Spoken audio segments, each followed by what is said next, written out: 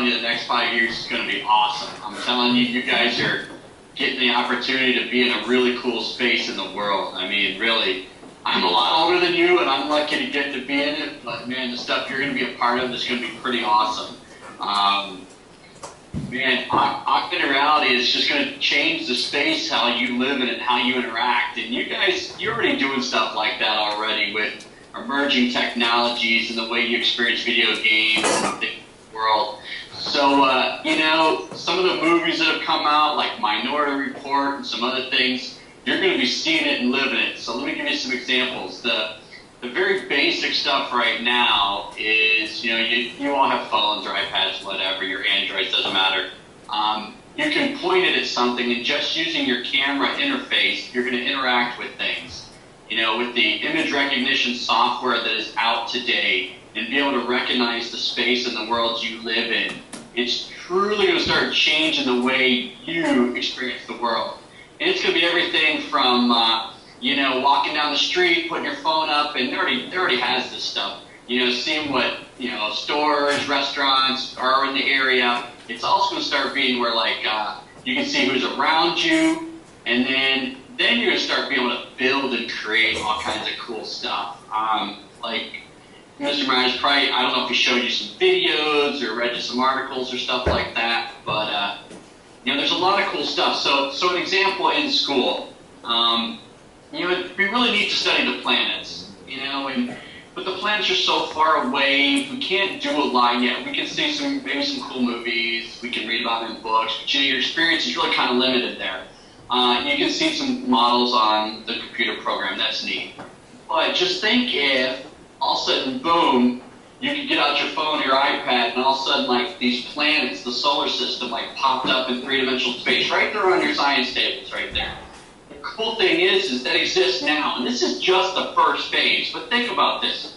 You want to explore how the solar system looks, and you want to explore Mars. So all of a sudden, by using your phone, you point it at this target, and Mars pops up. Well, now, that planet lives in that three-dimensional space.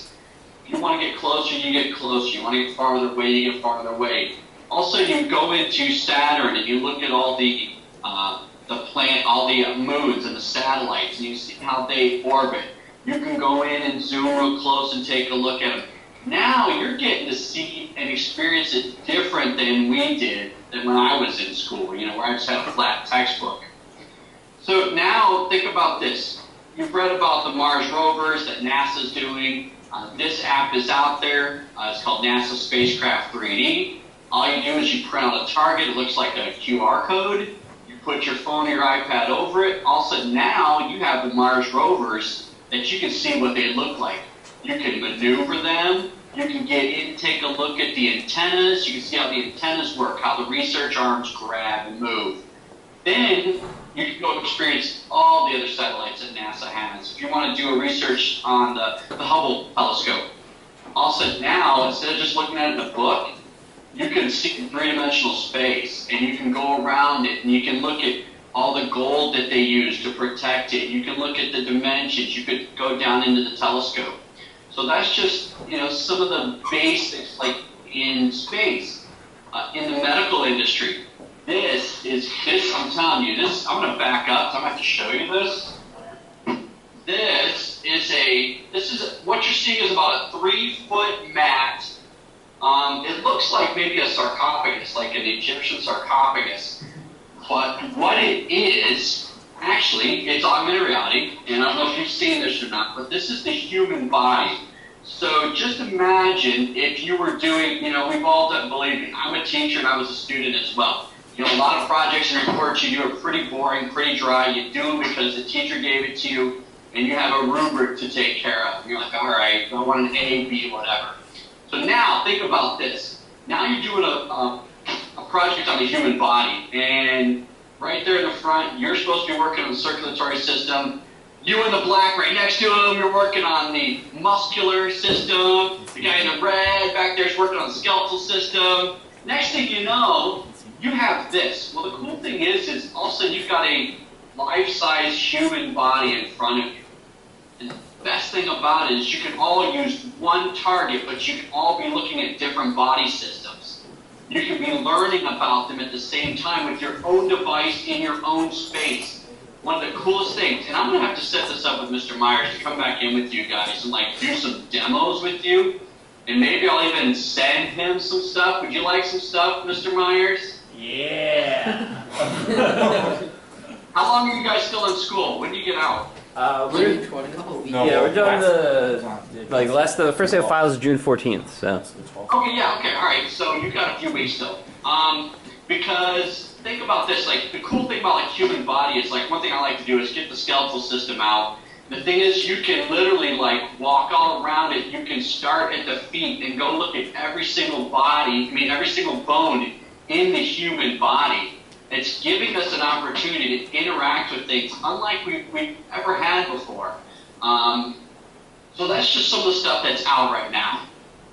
The coolest part that's coming up right now is that there are some companies that are making it to where you, all of you right there, can start creating augmented reality. You know, with the technology, and really the iPhone 4 is what changed everything, because the iPhone 4 really gave people access to a powerful computer with a camera on it. Because image recognition software has been around for a while. The military's used it for a long time. But now, you know, in an iPhone now, starting with the 4 and now the 5, they're powerful enough to run the image recognition software programs. And by having them be powerful enough, what that allows is to say, all right, cool. Well, I'm going to use this phone, and I'm going to use the camera, and when it recognizes an image, I'm going to run a program. So think about anything that you can build or take a picture of or make a video of. Anything that, let's just say if I want to make something with my phone, anything that you can save on the camera roll, you know, video of you and your friends messing around or concert or whatever, you can actually tie that to an image. Maybe it's a poster you have that you're promoting something. Maybe you want to hit a band and you have a little video of you guys doing one of your songs. Well, you take a picture of your poster that you have, just your regular advertising poster, comes to our concert Friday night. Well, the cool thing is, with augmented reality, you can take a picture of your poster and then say, hey, when you see that poster anywhere, I want you to run this program, a video of us, you know, doing our song.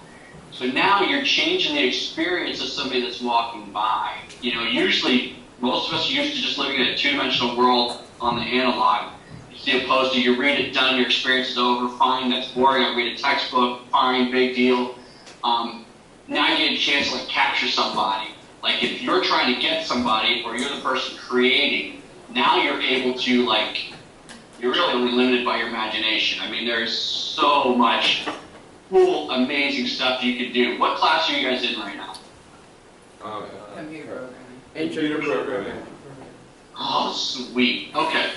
So you're making programs. And think about this. Any program you've written, you can execute it with image recognition software, basically.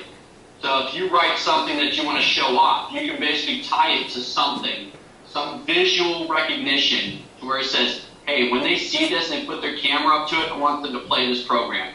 It might be a 3D model, it might be something else that you made, but that's coming. And I'll tell you what you guys are going to be doing, once you see the beginning and the infancy of this technology, the stuff that you're going to be creating and experience is going to be like, it's going to be awesome. It's going to be so cool. So what kind of questions did I just create? Anything? Yeah, right there in the front.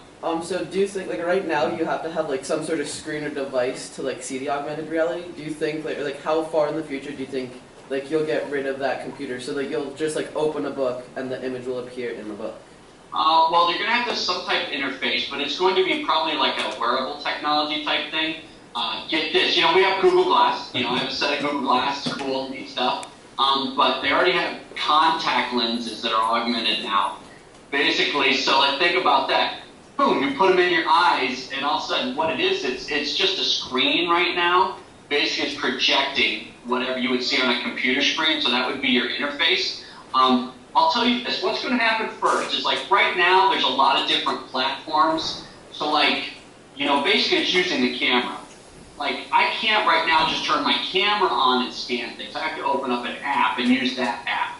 The first thing that's going to happen is there's going to be one platform, one universal platform, to where now at some point whenever I just opens their camera on their phone, you'll be able to see it no matter who created it or whatever. That'll be the first thing. Then it'll be like, I don't know, you guys are going to decide if we're comfortable with wearable technology, with contact lenses, with Google Glass, stuff like that. We'll decide if we like that or not, because Google Glass, what it's really done is push the technology, and now you see people wearing it, so it brings up a lot of questions like, how comfortable do I feel wearing Google Glass? How comfortable do I feel with Steve standing next to me wearing Google Glass? You know, I mean, I'm at a party on Friday night. I don't want my parents to know I'm there. What, you know, I don't want him, how I know he's not filming this right now and putting it on Instagram or something like that. So, I mean, there's a lot of things, you know, there's a lot of things that you still want to keep private, and I don't know. You guys will make that decision, what is acceptable and what isn't, but wearable devices are coming already. There's like 11 different versions of Google Glass. You know, there's all kinds of, you know, I mean, there's augmented reality T-shirts, which are awesome, but I don't know. It'll be here pretty soon. Other questions? Okay, I have a question. It's about, so like right now, and you said later on we'd have this like form of wearable, like virtual reality, but like, what's the practicality of being like, what's the accessibility of it? Will it ever be like accessible to everyone? Will you always have a barrier to use it? Will there be something where like, I don't really know, because like right now we use our phones, and a lot of people in the United States have these like smartphones, but it's a barrier. It's like, and this thing, it's not like a very cheap thing. So will there ever be like this diminished barrier where it becomes cheaper for everyone to use, or will it always be this like thing that requires something more expensive? Well, I think that the devices will get cheaper and cheaper to where access will be so much easier. Let's just use the phone. You know, I mean, if you're going to go out and buy an iPhone, you know, it's $300-$400 or whatever, an iPad, $400 or whatever. The devices and the cost will go down dramatically. The barrier will be connectivity. Who has access to it?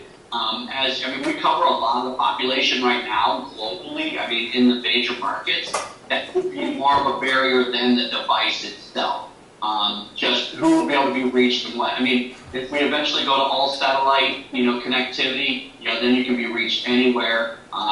You know, there's going to be a lot of population, you know, like in Africa and stuff like that. That's just they're still going to be decades and decades behind us. You know, we're really talking about, you know, the Western civilized world or a high technology world, you know, in Asia, in Europe, in the United States, in North America, South America.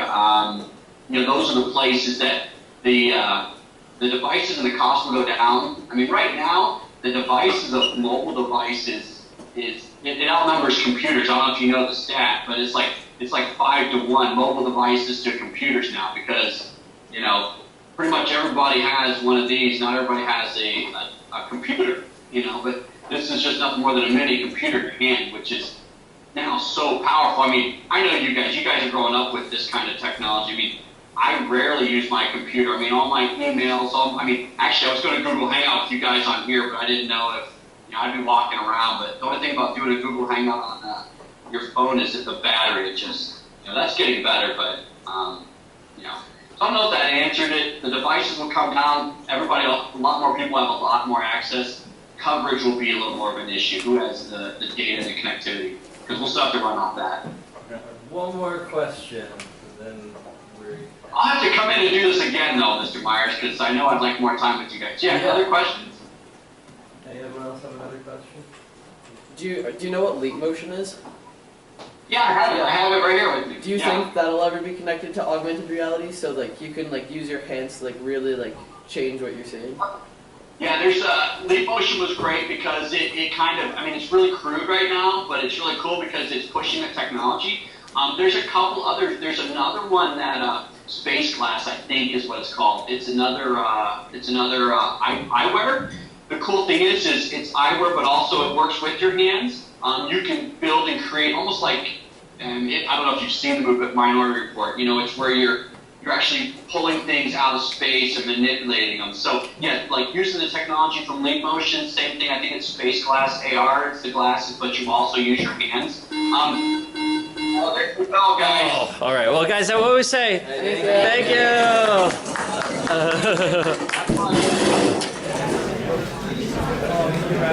you.